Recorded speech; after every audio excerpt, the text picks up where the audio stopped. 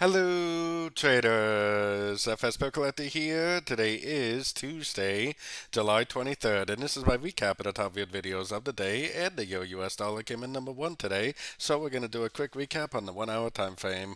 If you'd like to see my full top down analysis on the Euro dollar from this morning, make sure you check out the video linked at the end of this video over here.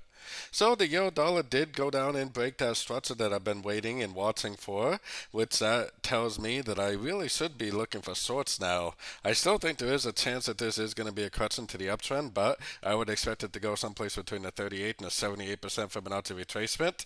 Could possibly even lead to a pretty big move to the downside. So I definitely would switch it up, and I definitely would be looking for shorts now, at least until I get a Fibonacci bounce and a break of structure to the upside like that, which really could happen at any one of these Fibonacci levels. I definitely will be looking for shorts on these sort of time frames for at least the next couple of days until we do see a picture like this, or if we don't see that picture, we'll just continue to look for shorts every chance we get.